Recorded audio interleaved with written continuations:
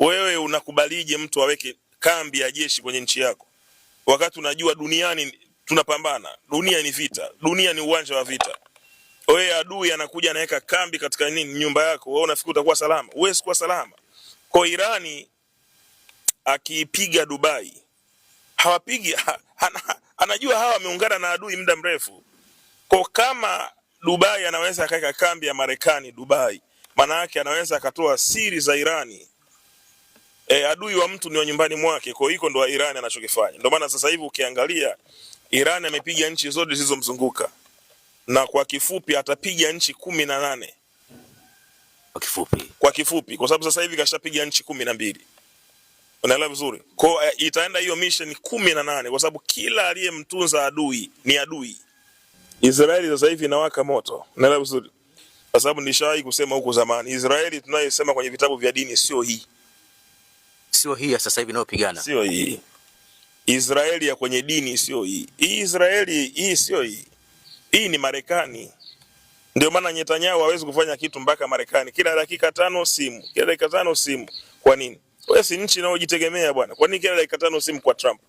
Hata kama bomu halitofika Marekani, ilikifika Israeli limefika Marekani, kwa sababu Marekani ni Israeli na Israeli ni Marekani. Hata likitua pale limeshamaliza. Yaani limemaliza kabisa. Yaani yoyote atakayeumizwa Israeli kaumizwa Marekani. Hukuonyeshwa jambo hili? Hapana, sikuonyeshwa. Leo imefanywa kuwa ni kiki. Yani mambo mengine unaoneshwa na Mungu, unabaki nayo tu kifuani, kwa sababu sio kila kitu cha kuzungumza, kwa sababu unabii sio entertain.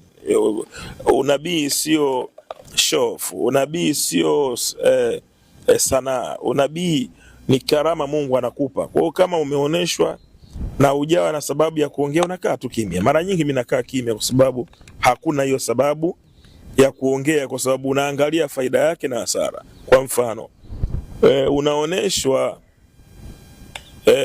unaoneshwa rais wa Marekani atakufa akiwa madarakani. Umeona kitu kama hiko? Ukishaoneshwa hiko, kama unampenda unaweza kumuombea tu bila kuanza kupayuka.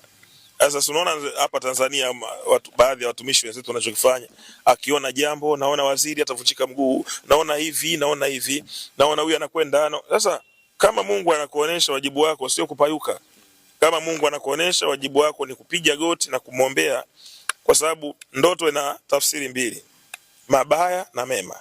Ukiota mabaya mwambie Mungu niepushe, na ukiota mema mwambie Mwenyezi Mungu nakushukuru. Yes.